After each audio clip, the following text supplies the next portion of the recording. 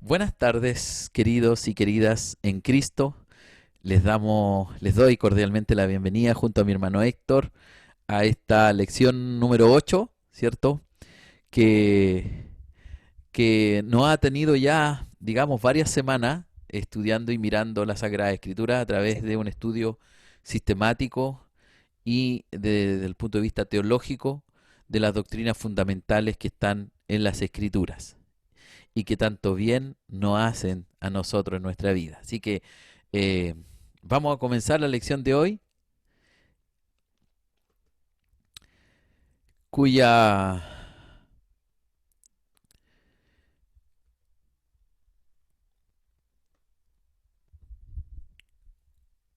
cuyo objetivo principal de la clase, o el fundamental, el principal ya lo sabemos, conocer, ¿cierto? Y profundizar acerca de las doctrinas cristianas, ¿cierto? A través de la teología que nos permita levantar un discurso, que nos permita levantar conocimiento acerca de las doctrinas fundamentales de la fe cristiana que están reveladas en las Sagradas Escrituras, nuestras Biblias, ¿cierto? Y el objetivo particular de la clase, el específico, es conocer, ¿cierto?, a través de los nombres y de la naturaleza a nuestros y de su naturaleza a nuestro Señor Jesucristo. Y eso es de acuerdo a lo que las Escrituras nos ha revelado y nos ha mostrado. Ese es el objetivo principal de esta clase. Bien, ¿qué nos dicen las Sagradas Escrituras acerca de Jesucristo, no? Mateo 1:21, cuando se le es dada la bendición, ¿cierto?, a, a esta familia humana, por decirlo así, ¿ah? Y que también tenía una profecías previas al Antiguo Testamento sobre la venida del Hijo de Dios al mundo, ¿ya? No es algo antojadizo. Entonces este Jesucristo es la conexión con el antiguo pacto, es la continuación del plan de Dios para salvar a la humanidad, para volver a restablecer aquello que se había cortado, producto de lo que conversamos la clase pasada, el pecado, aquello que había puesto separación entre el hombre y su creador, ¿cierto? Entre su creador y el hombre.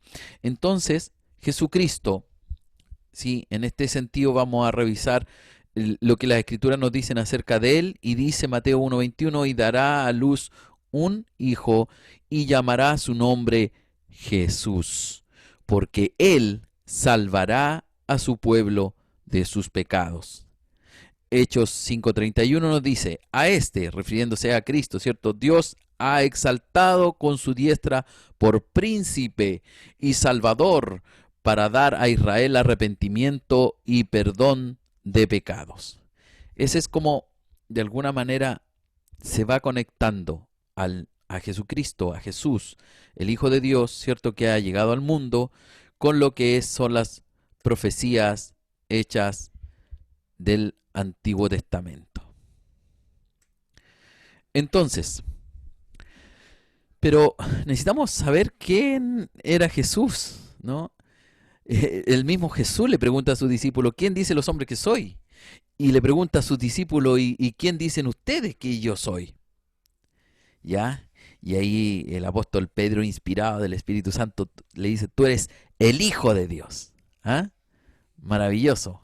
Tú eres el Hijo de Dios que ha venido al mundo, ¿cierto? Con qué misión, con qué tarea? Salvar al hombre de sus pecados. Eso ya lo vimos, ¿no? Pero resulta que hay muchas ideas sobre Jesús. Hay muchas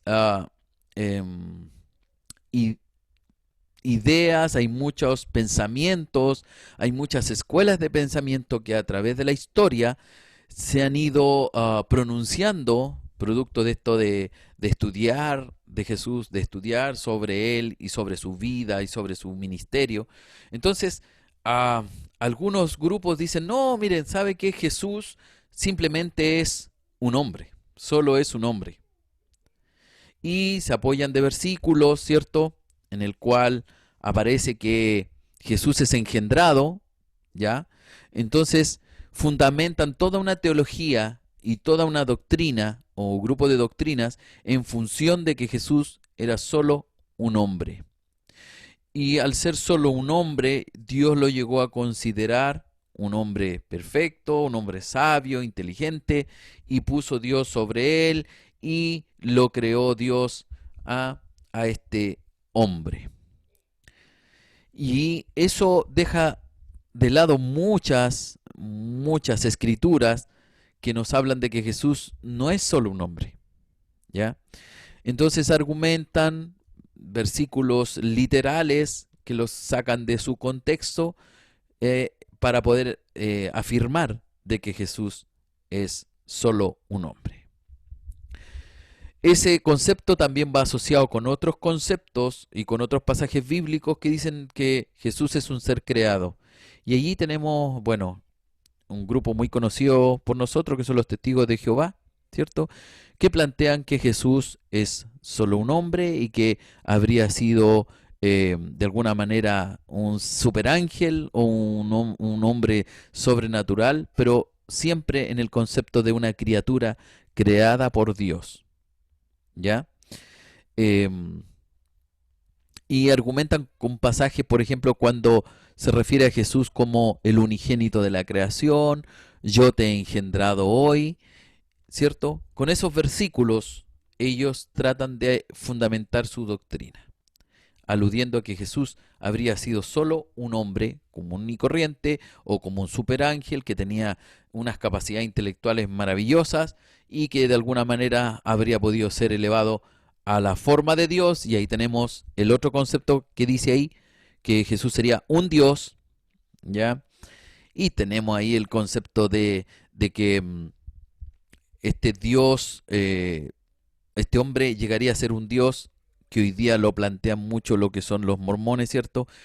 Que toda la raza humana podrían llegar a ser dioses, ¿sí? Entonces, a lo largo de la historia se han ido dando pensamientos, ideas, se han construido teologías, usando las escrituras, por supuesto, para fundamentar su teología o su doctrina. También otro concepto que estuvo muy en boga, ¿cierto? Fue el docetismo, que habla de que Jesús habría sido solo un espíritu, que jamás Jesús habría venido en carne, que solo era una imagen espiritual y que los hombres la concebían, pero era una imagen, un espíritu. No que Cristo vino en carne, que no hubiese sido humanamente valga la redundancia, un hombre, ¿no? Y tengo en el centro aquí lo que dice la declaración de Pedro, ¿no? Que Jesús era el Hijo de Dios. Sí, pero entonces algunos podrían decir, sí, pero en cierto sentido todos somos hijos de Dios. ¿Sí o no? Alguien podría decir, esa expresión hijo de Dios sería como uno más de todos los hijos de Dios en general, ¿no? ¿Cierto? Pero nosotros decimos aquí que Jesús, por naturaleza, en su esencia, es diferente de cualquier ser humano. Y ya la misma escritura nos va a ir hablando acerca de ello. Entonces, mientras nos adentramos en lo que las escrituras nos dicen, vamos a ir buscando acerca de las evidencias que las escrituras nos muestran acerca de su divinidad, de la divinidad de Cristo, de la divinidad de Jesús. En este caso, hay varios conceptos que se asocian a Jesús. Hay varios títulos que se le dan a Jesús, ¿ya? Se le llama Señor, ¿ya? Ahí tenemos Mateo 22, 43, 45.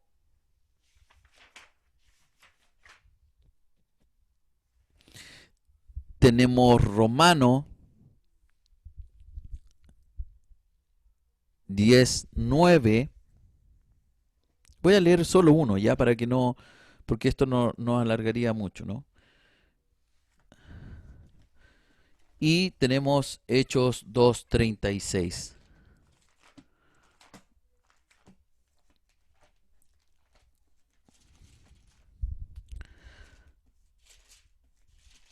Romanos 10:9 dice que si confesares con tu boca que Jesús es el Señor, que Jesús es el Señor, y creyeres en tu corazón que Dios le levantó de los muertos, serás salvo. Se le llama Señor. ¿Por qué? Porque es aquel que puede impartir vida al pecador. Eso habla de la vida eterna, porque si creyeres en tu corazón, ¿sí?, que Jesús es el Señor, y creyeres que Dios le levantó de los muertos, serás salvo.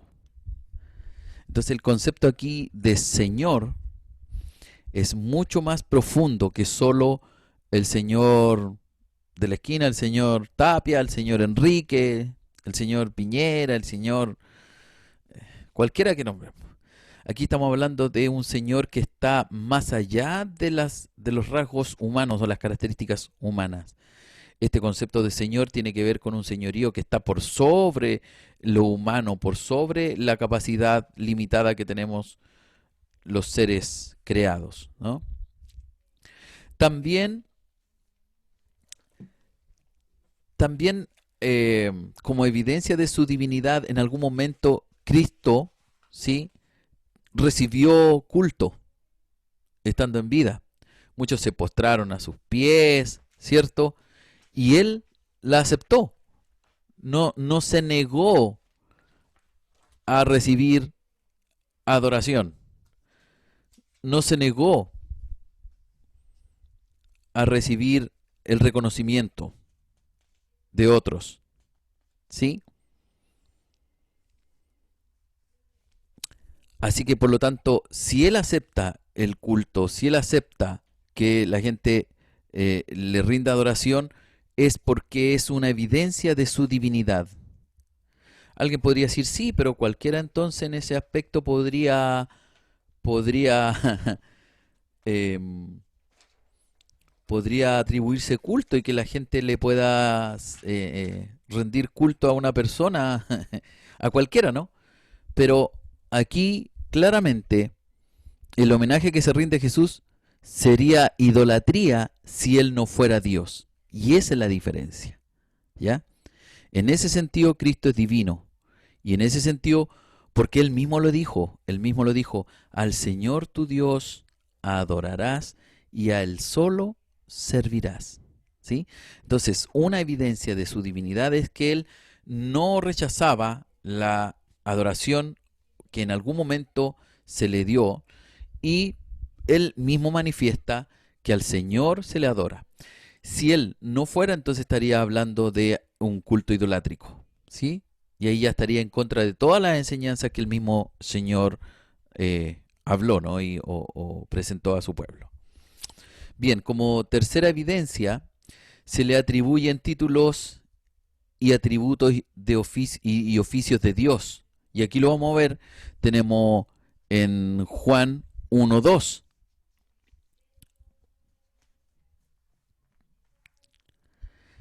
Él es creador, San Juan 1:2, Apocalipsis 3:14. Él es el sustentador de todas las cosas, Corintios 1:17, Hebreos 1:2. Se llama Alfa y Omega, el Todopoderoso, Apocalipsis 1:18. Él es el que está autorizado para perdonar pecados, y eso está en Marcos 2, del 5 al 10. Será el juez de todos los hombres, en San Juan 5:22. Él tiene toda potestad. Él dice, me es dada toda potestad en el cielo y en la tierra. Él es omnipresente, es omnisciente. Su nombre es colocado al mismo nivel de Dios. Y voy a leer solo Mateo 28:19.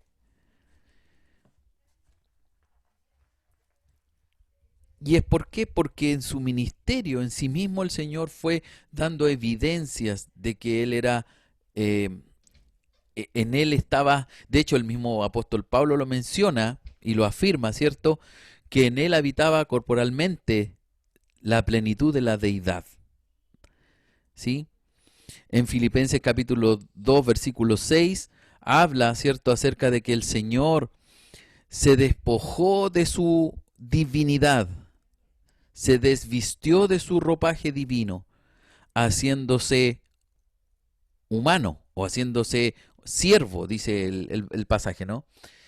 Y tomando forma de siervo, se humilló y se hizo humilde entre los hombres ante su Padre, ¿cierto? Y se hizo obediente, obediente hasta el punto de morir, porque era la misión del Señor. Entonces, pero también señala después, usted lo puede leer ahí en el capítulo 2 de Filipenses, que después el Señor lo va a levantar a lo sumo. Y ante él se doblará toda rodilla y toda lengua confesará que Jesús es el Señor. Y ya lo vimos ahí arriba, ¿cierto? El primer título que se le da. Pero también tiene que ver con esto de que se pone al mismo nivel de Dios. Por lo tanto, Jesús no podría ser un espíritu, no. Él vivió como humano, ya lo vamos a ver algunas evidencias de eso. No puede ser un espíritu, por lo que ya lo dijimos, él sintió hambre, sintió frío, sintió necesidad, sintió dolor, sintió separación, ¿cierto?, de su compañero, de su propio padre. Entonces, podemos decir claramente que tampoco es creado. Y aquí quiero a lo mejor detenerme un momento y comentarle algunos pasajes de las Escrituras en donde en el Salmo 2:7 dice, mi hijo eres tú, yo te engendré hoy. ¿A qué se refiere?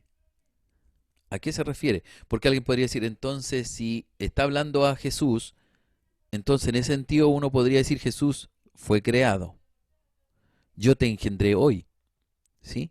¿Cómo explicamos eso? Entonces viene alguien que tiene otra doctrina, otra enseñanza, diría, entonces ahí queda en evidencia de que Jesús es un ser creado, no pudo ser divino, no pudo haber vivido la eternidad con su Padre, porque aquí está hablando de que fue engendrado. Yo te engendré hoy. Y eso está en el Salmo 2:7. Pero aquí se refiere a la encarnación. Se refiere, este pasaje está hablando de la encarnación de Cristo. Eso quiere decir cuando Él vino al mundo, pero para hacerse humano y vivir entre nosotros. A eso se refiere ese concepto, ese pasaje.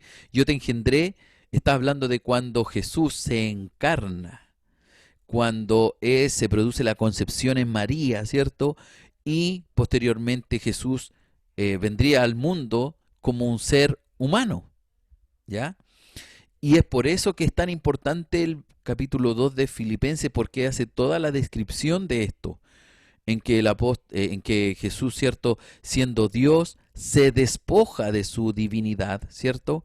Como una cosa no que a que no aferrarse, dice el versículo.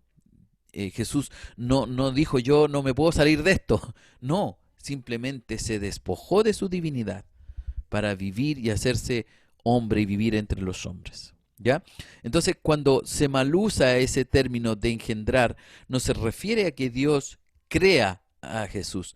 No, se está refiriendo al momento en que Jesús se encarna como ser humano. ¿Ya? Es súper importante entender esa distinción, porque es distinto de crear, porque eso significa que no tuvo existencia previa. ¿Sí? ¿Se entiende, cierto? Si está hablando de que Dios crea a Jesús, y me estoy refiriendo a ese pasaje, estaría diciendo que Jesús nunca tuvo existencia previa. Entonces ahora lo voy a crear y va a tener un comienzo. Eso es lo que se plantea desde la corriente de los testigos de Jehová, ¿no? Pero ¿qué dice la Escritura en su contexto inmediato? Señala que aquí se está refiriendo al que Cristo se encarnó como ser humano. A ese momento se está refiriendo cuando dice, yo te engendré hoy. ¿Ya? Se está refiriendo al momento en que Cristo se hace humano para vivir entre los hombres. Y eso no habla de creación sin previa no habla de que hubo una creación de cero. ¿Ya? Aquí está hablando de que el Dios Hijo, ¿cierto?, se despojó de su divinidad y viene a vivir entre los hombres. A ese momento, cuando viene a vivir a los hombres, se atribuye este pasaje, yo te engendré hoy. ¿Ya? Se está refiriendo a la encarnación. Entonces, por eso ellos tratan de comprobar, los testigos de Jehová, de que el Padre creó a Cristo, ¿ya? Siendo esta la primera criatura. ¿Sí? Y por eso es que en Colosenses 1:15 ellos toman este pasaje, lo sacan también de contexto para decir el primogénito de toda la creación. ¿Ya? Entonces, claro, el primogénito se refería al primer hijo, ¿cierto? Así lo tenía concebida la familia judía. Y el primogénito de la creación. Pero aquí otra vez lo están interpretando como que si fue el primero nacido, ¿sí? Como el primero creado, ¿ya? Otra vez lo interpretan de esta manera. Pero aquí se está aluciendo al título, está a la posición. Aquí significa que es primogénito en el sentido de ¿qué? De que Él es el primero en todo, ¿ya? Que Él tenga preeminencia en todo, Él es primero en todo. Ese título que se refería, por ejemplo, al hijo mayor, el hijo mayor en la familia era responsable de todo lo que pasaba con la familia, no estando los padres. Era el que estaba a cargo. Entonces, cuando se refiere a Cristo en estos términos, está diciendo que el que está a cargo es Cristo, a su título, no a que fue engendrado o que fue creado, ¿sí? Para que no haya confusión en eso. Y ahí tenemos también lo que dice Colosenses 1:16 al 19, ¿cierto? En todo tenga preeminencia. Se refiere a que en todo Él sea primero, ¿ya? Y Él es primero en todo, ¿sí? Al igual que el primogénito en una familia judía tenía autoridad sobre sus hermanos. Ya ese es como un poco el concepto. Jesucristo tiene autoridad sobre todos los seres vivientes, sean espíritu invisible o sean principados humanos. ¿Ya? Súper importante. Entonces, otra cosa que también nos puede aclarar un poco acerca de que quién era Jesús o si él pretendía divinidad, claro que sí. ¿Ah? Porque los mismos los mismos judíos lo criticaban y de hecho lo acusaban de blasfemia. ¿Cómo se le ocurre decir que éste puede perdonar pecado? ¿Cómo se le ocurre decir que este es el Hijo de Dios? ¿Se fijan? Entonces, estaba en el discurso de Jesús, estaba en la forma de expresarse el que él era el Hijo de Dios y era Dios. ¿Sí? Y por eso es que los judíos tanto se enardecieron contra él y querían matarle. Bien, sigamos entonces. Estamos hablando de quién era Jesús, ¿cierto? Ahora, veamos más acerca de su naturaleza. ¿Ya? Ya hablamos de que las evidencias bíblicas nos hablan de un Jesús divino. Nos hablan de la divinidad de Cristo, de su poder, de su grandeza y de todo lo que vimos anteriormente. Pero ahora también vamos a hablar de su naturaleza humana, porque la Escritura también nos habla de que Jesús se desarrolla como un niño humano. Lucas 2:52, y crecía en sabiduría, en conocimiento, dice la Escritura, en Lucas 2:52, y que el niño crecía, haciendo alusión como todos los niños normalmente lo hacen. ¿Ya? Era llevado a la sinagoga, era educado en la cultura judía, ¿cierto? Entonces, creció como un niño humano, como cualquier niño humano hubiese crecido en una familia judía. No hay que dejar de mirar eso. Y por supuesto se hizo hombre. San Juan 1:14.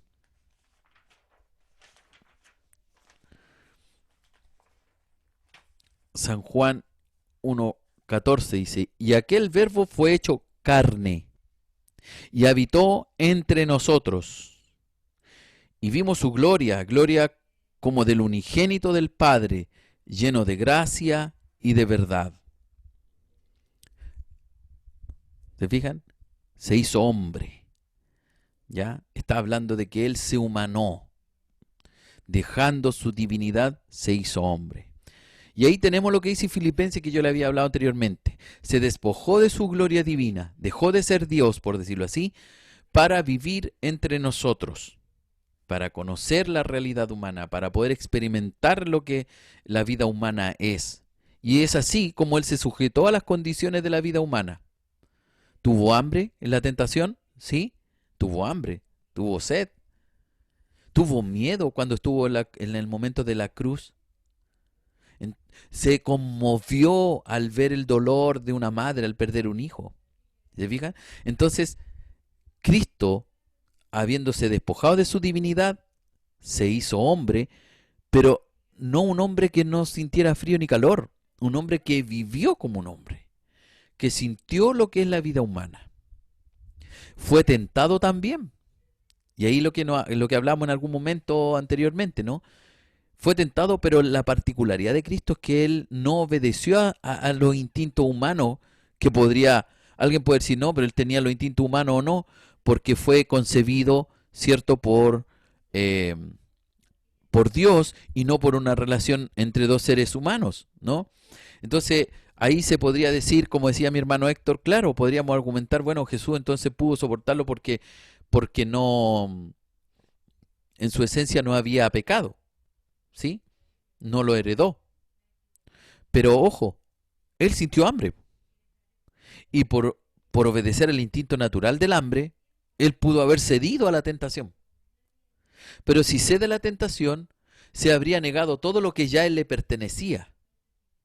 Porque Satanás lo único que le ofrecía en la tentación eran cosas que ya tenía Él. Pero ahora desde el punto de vista humano tal vez eran inalcanzables. Eso es súper importante entender. Entonces, tan grande fue la tentación y Jesús pudo resistirla. La vivió y estuvo allí. Recuerden el episodio que en algún momento, cuando él sintió pena y mucho dolor por Jerusalén, ¿cierto? Un poco de rabia mezclada allí, ¿ah? Y sobre todo cuando algunos decían, no, si podemos liberar a Israel y todo este cuento, y en el fondo defenderse a lo mejor de los mismos ataques de su propio pueblo, Jesús experimenta varias cosas y dice, ¿acaso no tengo poder para pedir una legión de ángeles a mi Padre y destruir Jerusalén? Entonces también cuando, por ejemplo, estaba en el templo, ¿cierto? Y se enfadó tanto como los mercaderes en el templo hacían su negocio respecto de la fe del pueblo y de cómo era la adoración y las ofrendas. Y tanto se molestó que pescó un palo, dice la escritura, ¿no? Y con el palo empezó a sacar a los mercaderes del templo. Entonces, eso nos habla de que, si bien es cierto, y ahí está la diferencia, porque cuando a nosotros nos pasa algo así, nos llenamos de odio, de rencor, ¿sí? Pero en el caso del Señor, Él fue capaz incluso de dar su vida por ellos, ¿cierto? Ahí está la gran diferencia. Entonces, de alguna manera, sí se sujetó a las condiciones de la vida humana. Fue tentado, pero no cayó en la tentación, no obedeció al instinto de pecado, ¿no? Y finalmente muere como un ser humano. En Lucas dice que expiró, dejó la existencia humana cuando fallece, ¿no? Cuando muere. Ahí en Lucas 23:46. Por lo tanto, hasta aquí hemos visto quién es Jesús, ¿cierto? Tiene nombres específicos, se le atribuyen nombres específicos que nos hablan y que la Escritura nos habla de que Él es divino. Hay una divinidad en Él. Tiene características similares al Padre, ¿no? Y nosotros entendemos esto de la Trinidad porque lo hemos ido viendo, ¿no? Pero entendemos de que de alguna manera Cristo comparte, ¿cierto?, las características del Padre. Y ya las vimos anteriormente en lo que son las evidencias, ¿cierto? Pero aquí también, en esta parte, también nos habla de la parte humana de Jesús. Jesús fue realmente humano y eso echa por tierra el docetismo, ¿ya? El docetismo es esta idea de que Jesús habría sido solo un espíritu, ¿ya? Hecha por tierra esa. Porque, vuelvo a decirle, muchas de las herejías que la iglesia sufrió fueron producto de interpretaciones que ciertos grupos le daban a las escrituras. Y le daban la interpretación que ellos querían darle. Y le daban la orientación que ellos querían darle. Bueno, nosotros decimos que el Espíritu Santo permitió que a través del tiempo, ¿cierto?, pusiera a los hombres adecuados, a las autoridades adecuadas de la iglesia para determinar cuáles escrituras fueran puestas en el canon, ¿cierto?, fueran aceptadas, y hoy tengamos la revelación de Dios necesaria, ¿cierto?, para conocer al Señor, para saber de Él, para saber de su plan y propósito, ¿sí? Entonces también nos muestra cómo es, sí, en esencia, o quién era en esencia Jesús. Bien. Ahora, este es un tema súper importante que tiene que ver en relación a la naturaleza de Jesús. Su nacimiento virginal y cuál es su importancia. ¿Por qué hablamos de un nacimiento virginal? ¿Qué tiene que ver con que Jesús haya nacido directamente por intervención divina y no por un acto netamente humano entre dos personas? Bueno, primero, lo que dice ahí, que es una señal. ¿Cuál es la señal? Isaías 7:14. Y esa señal es la del cumplimiento de las escrituras acerca de la venida del Hijo del Hombre al mundo, del Hijo de Dios al mundo, ¿ya? Es un cumplimiento de las profecías que hablaban de la venida del Hijo de Dios al mundo. Entonces, que este haya sido un nacimiento sobrenatural es una señal importante del plan y del propósito de Dios. Dios está detrás de esto. Dios está obrando. Dios está haciendo que se cumpla su plan. Dios está trabajando en ello. Entonces, primero, ¿por qué es un nacimiento virginal? Porque es una señal del cumplimiento de las promesas del Antiguo Testamento de que Dios enviaría al Salvador, nacido sobrenaturalmente. ¿Ya? Ahí está. Es una señal. Segundo, enseña acerca de la deidad de Jesús, porque en Lucas 1:35 habla del santo ser que nacerá, el santo ser que nacerá. Si bien es cierto, nosotros ya hemos entendido que ahí hay características que lo vinculan netamente con lo divino, pero también nos habla de que es netamente humano, ¿ya? Hay una fusión maravillosa, ¿no? Pero claramente nos dice el libro de Filipenses en el capítulo 2 que él se despoja de la divinidad, deja su divinidad y se hace humano. Pero aquí la escritura habla de él, refiriéndose a Jesús, como el santo ser que nacerá, será llamado Hijo de Dios. Lucas 1:35. Entonces, ¿qué nos habla esto? ¿Por qué es tan importante esta señal sobrenatural de este nacimiento virginal? Es que nos habla de quién es Jesús. Es el Hijo de Dios. Y como Hijo de Dios viene al mundo de manera sobrenatural. ¿Sí? Bien.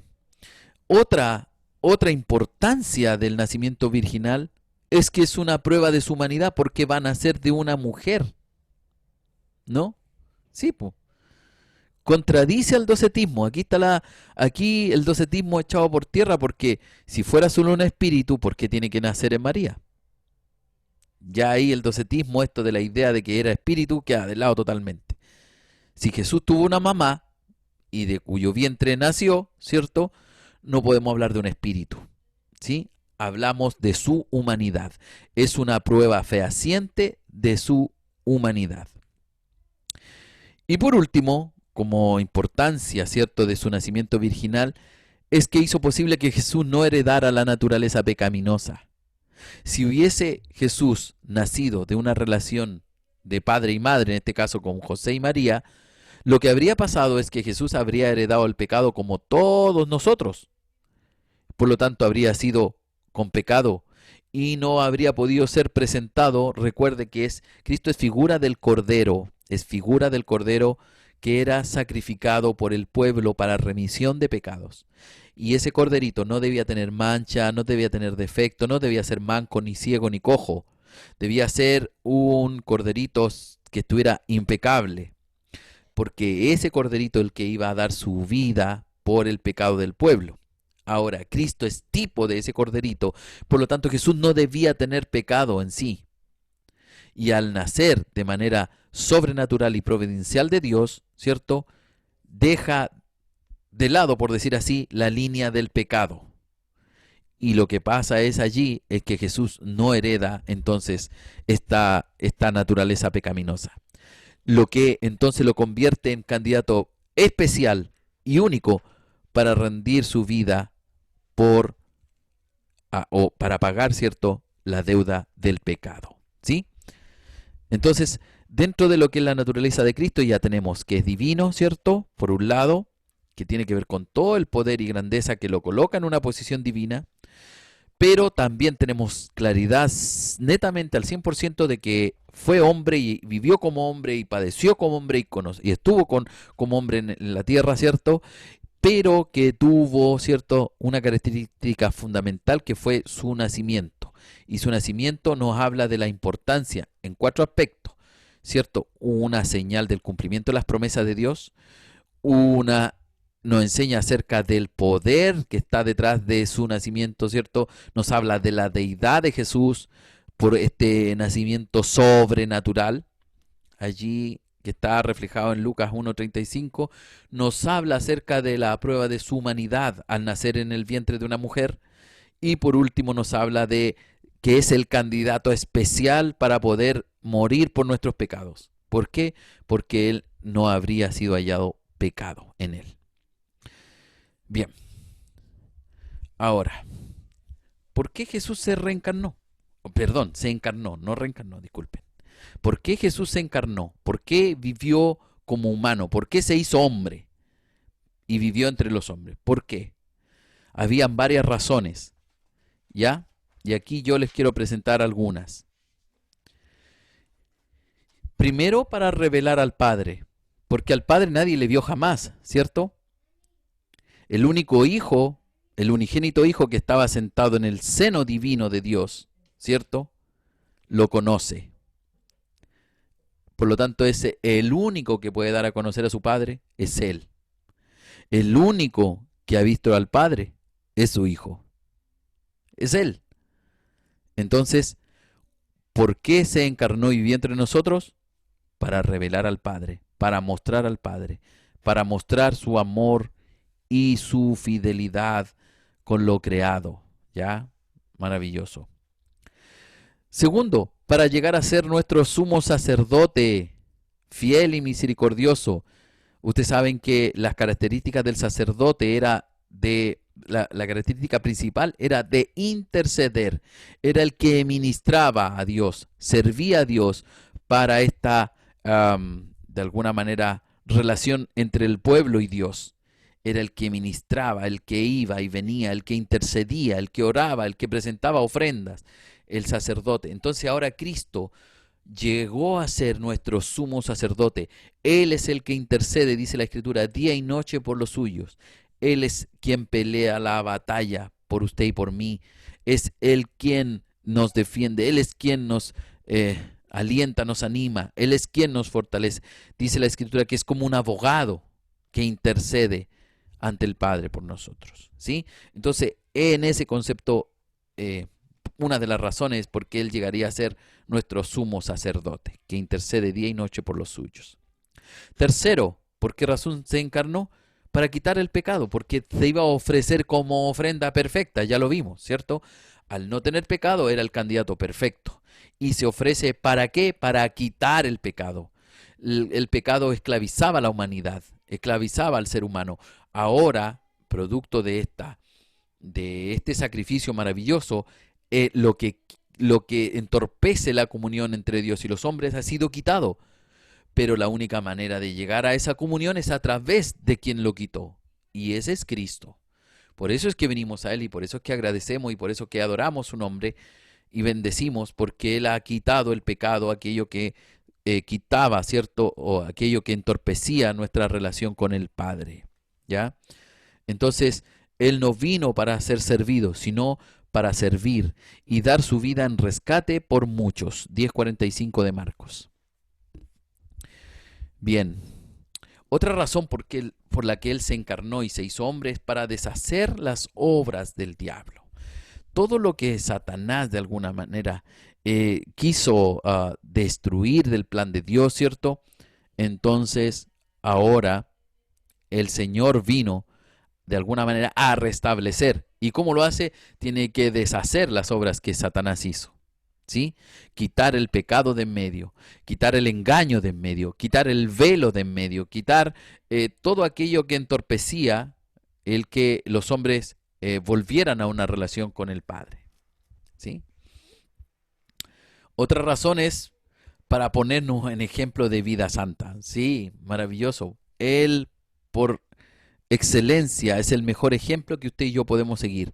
Nos enseñó cómo orar, nos enseñó cómo buscar al Padre, nos enseñó cómo actuar, cómo hablar con palabras de sabiduría, cómo tener un estilo de vida que sea diferente de la sociedad, cómo mantener la integridad.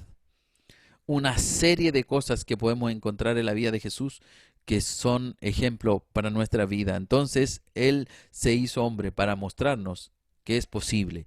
Y más con el poder del Espíritu Santo actuando en la fe de los creyentes. Así que no diga que hay tentación que no se puede vencer. No diga que hay cosas, debilidades que no se pueden, de las cuales no se puede tener victoria. Sí se puede. Si usted confía en el poder del Señor y en el poder del Espíritu Santo, lo va a lograr. Bien, y por último, la razón por qué Jesús se encarnó, una de las razones, para preparar una iglesia. ¿Para qué? Para que estemos aquí cuando Él venga. ¿Sí? Cuando Él venga otra vez. Para que Él tenga por quién venir, por su esposa, por una esposa ataviada, dice, que vestida de lino fino, ¿ya? Y eso habla de una iglesia santa que le busca en espíritu y en verdad. ¿Sí? Entonces, una de las razones por qué Cristo se encarnó tiene que ver con que preparar la iglesia, tiene que ver con preparar a la iglesia como la esposa ataviada por la cual el Señor vendrá a buscar. Bien, y llegamos ahora a lo que se refiere de los nombres, ¿no? De los títulos de nuestro Señor. Porque también nos revela cosas de Él, ¿no? Y el primer título que Cristo recibe es Jesús. Jesús, que es su nombre personal, ¿no? Y este nombre tiene una raíz allá en el libro de Números, ¿no? Y la palabra, la raíz principal es Oseas, ¿ya? Que es del hebreo Josuá. Y que Moisés le puso como nombre Josué. Ahora, este Josué tiene una mezcla con Yahweh, ¿ya? Si usted ve en la primera imagen, habla de el concepto y lo que significa, que sería salvación, ¿cierto? Pero después la segunda imagen nos habla el joven Josué, hijo de Num, ¿cierto? Recibe el nombre Josué, pero además tiene una combinación con Yahweh. Entonces sería Yeshua. Es una combinación. Bueno, esta combinación podría traducirse o completarse que Yeshua es Yahvé, es salvación, o Yahweh es salvación. Cuando hablamos de que estamos hablando de Jesús, estamos hablando de que Yahweh es salvación. ¿Sí? Es como la composición del nombre de Jesús. Y que nos habla de que Él vino a salvar, ¿cierto?, lo que se había perdido. Es la forma griega del nombre hebreo Josué, que significa Salvador. Y se refiere a la obra salvadora de Cristo. ¿Sí? Entonces, Yeshua podríamos traducirlo como Yahweh es salvación. Luego está el concepto o el título de Cristo, ¿sí? Y que tiene que ver con el concepto de ungir, porque cuando Dios establece rey para Israel, este debía ser ungido. ¿Ya? Esta palabra es súper importante, ungir. Entonces el concepto ungir tiene que ver con Mashiach, ya del hebreo Mashiach, que es el ungido. Cuando se le agrega el o Hamashiach, está hablando de el Cristo, el ungido, y eso se traduce como el libertador, el ungido, el libertador. ¿Ya? Entonces cuando hablamos acerca del título Cristo, significa ungido y que equivale a la palabra hebrea Mesías, ¿cierto? Y cuando va acompañado con Ha-Mashiach, estamos hablando de el libertador prometido en el Antiguo Testamento y se refiere a su misión, a la misión de Cristo, ¿cierto? Bien. Ahora, ¿por qué a los judíos les costó tanto el hecho de aceptar a Joshua como el Salvador? ¿Por qué le costó a ellos aceptar a Yeshua como el Mesías prometido? ¿Ya? O en cierto modo, ¿por qué no cumpliría con ciertos requisitos según los hebreos? Según los hebreos, debiera cumplirse la construcción del tercer templo para la venida del Mesías. Y eso todavía no está, o no ocurría en los tiempos de Jesús. Todos los judíos volverían a la tierra de Israel, según las profecías de Isaías 43, 5 y 6. Este Mesías instauraría la paz mundial, había una paz general en el mundo. Por eso es que en ese tiempo no se habría cumplido. Y en Zacarías dice que todos llegarán al conocimiento de Yahweh. Y eso en la época de Cristo aún no era así, ¿no? Entonces, en cierto modo, Cristo no cumpliría con estos requisitos. ¿Ya? Eso es lo que dicen los judíos más ortodoxos, ¿no? Y por eso es que ellos esperan todavía al Mesías, en cierto sentido. ¿Sí? Bueno, nosotros hemos entendido, ¿cierto? Y hemos conocido, y hemos aprendido a través de la Escritura, de que Jesús vino en un momento propicio, que sí es el ungido enviado por Dios, porque Él no vino a libertar de la opresión política o bélica, por decir así, de su pueblo. Él vino a salvar al mundo de sus pecados, de la esclavitud del pecado. Y eso es totalmente distinto que señalar que Él vendría a poner paz en el mundo, ¿cierto? Y tal vez sea la promesa de la instauración del reino de Dios, que eso ya es en la segunda venida de Cristo, ¿no? Ya ese es otro episodio. Pero para los cristianos, para nosotros los creyentes, Jesucristo sí es el Hijo de Dios, el Salvador que vino a dar su vida por darnos la esperanza bienaventurada. Él es el Mesías, ¿cierto? Bien, otro título que recibe nuestro Señor es el título verbo o palabra, ¿sí? La palabra comunica ideas y conceptos, pero Jesús es la palabra viva, ¿ya?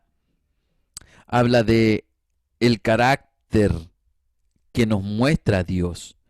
En este caso Jesús es el maestro, es el rabí, ¿cierto?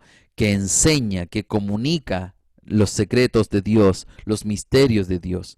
Era impecable, Él era humilde y compasivo, era la verdad encarnada. Ese es el concepto, la verdad encarnada, la palabra encarnada, ¿cierto? Puesto que preexistía en el seno del Padre, podía dar a conocer la naturaleza de éste, ¿sí? Él podía dar a conocer a su Padre. ¿Por qué? Porque Él estaba con el Padre. Nadie había estado con el Padre, nadie conocía al Padre, solo su Hijo. Y Él es el único que lo puede dar a conocer. Entonces Él es el verbo o la palabra, ¿sí? Bien, otro título que se le da al Señor es Hijo de David, Y es un título mesiánico. Tiene que ver con la instauración del reino. Ya, no olvide usted que genealógicamente hablando, hablando de la ascendencia de Jesús, ¿cierto? Eh, Jesús tendría como padre o abuelo, ¿no? A David. Y Jesús vendría de la línea real, ¿cierto? De David, ¿ya? Y entonces se le atribuye hijo de David como título mesiánico. Es el título del rey que nos habla y nos revela del reino de Dios, el que traería la paz y la gloria a su nación. ¿Ya? Y es por ello que tal vez todavía los judíos no entienden que no está hablándose de un reino eh, material, por decirlo así, está hablando de un reino espiritual que va más allá de lo material, ¿sí? Que no solo se aboca a lo humano, sino que está por sobre y está hablando de lo eterno, ¿ya?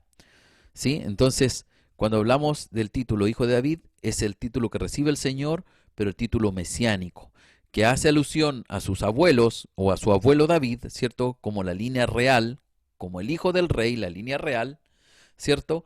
Pero en este caso sería para que este título mesiánico, Cristo se hace cargo del reino de Dios y su justicia, ¿sí? Que traería paz y gloria a su nación. Amén. Bien, estamos terminando. Y también otro título que se le da a Jesús es el título de el Hijo del Hombre. Se emplea muchas veces este término en el Antiguo Testamento para indicar acerca de la debilidad o las limitaciones humanas en relación a Dios, ¿cierto? Hay una gran diferencia, ¿sí? Podría hablarnos también de, del, del poder que éste tendría en su venida, ¿no? El Hijo del Hombre, refiriéndose al Mesías, el cual vendrá en las nubes y va a establecer un dominio universal y eterno. Está hablando de ese poder, pero el Hijo del Hombre en el sentido de este hombre que vino a rescatar lo que se había perdido, ¿ya? Y muchas veces cuando Jesús lo emplea, o en algunas ocasiones cuando Jesús lo emplea, lo puede usar para ocultar su mesiasgo. No olviden que Jesús tenía que cumplir el tiempo. Muchas veces Él se negó a recibir de la gente que lo siguieran o que alardearan de los milagros, porque él les decía, vete a tu casa y no le cuente a nadie, porque esto lo único que podría provocar, o lo único que podía provocar si el mundo empezaba a hablar de gran manera de Jesús, en que fuera arrestado antes de tiempo, en que fuera preso antes de tiempo y finalmente fuera muerto antes de tiempo. La venida de Jesús al mundo tenía tiempo, tenía especificidad, no, tenía misiones específicas, para decirlo más claramente. Tenía tareas específicas y que el Señor debía cumplir, ¿cierto? No podía apurarse su tiempo. Entonces, de alguna manera, este título, Hijo del Hombre, lo usaba de alguna forma para ocultar su mesiasgo. Y por último, tenemos la palabra que ya la había mencionado en algún momento anteriormente, que tiene que ver con la soberanía de Cristo. Él es el Señor, ¿sí? Y este es el momento para hacer una reflexión en nuestra vida. Este Jesús que vino al mundo para darnos esperanza, para rescatarnos de aquello que estábamos perdidos, de aquello que no teníamos esperanza, de este ser divino, humano, que vivió y tuvo necesidades como nosotros, como usted y como yo, nos puede entender, puede comprender nuestras debilidades, puede comprender nuestros temores, puede comprender lo que pasa en nuestro corazón, en nuestra cabecita. Pero Él es el Señor. Eso quiere decir que Él está en control de todas las cosas. Eso quiere decir que Él sigue siendo el amo, el dueño y el Señor de todo. Entonces, ¿podemos confiar en el Señor? Sí, podemos confiar en el Señor. Sí, podemos venir a Él, por supuesto que sí. Así que yo quiero agradecer a todos ustedes por haber compartido esta clase el día de hoy. Agradecerles a todos por la atención. No sé si habrá alguna pregunta, tal vez del tema ahora, que a lo mejor pudiéramos responder. o si ustedes prefieren a lo mejor en algún momento hacerla por interno. El Elías está levantando la mano. Bien, pues, entonces quedamos hasta aquí. Con esta clase damos por terminada esta lección en que hablamos acerca del Señor, ¿cierto? De su naturaleza, de su esencia. ¿Quién es el Señor? ¿Quién es Jesús? ¿Cierto? Las características que se desprenden de sus nombres, de sus títulos, ¿sí? O de los títulos que Él recibe y nos muestran más de Él, nos revelan acerca de Él, ¿sí? Bien, entonces la próxima semana ya vendrá mi hermano Héctor, si Dios quiere. No en la próxima semana, el lunes. ¿O no, hermano Héctor? ¿Sí? Sí, sí. Gracias, Señor. y, y mi hermano nos va a hablar acerca de las dignidades de Cristo, ¿cierto? Que tienen relación con su ministerio y la obra maravillosa que el Señor realizó. Ahí vamos a hablar, mi hermano va a hablar en detalle de eso y va a profundizar. Así que la paz del Señor les bendiga. Muchas bendiciones para todos ustedes. Les esperamos la próxima clase con la ayuda del Señor. Bendiciones. Adiós a todos.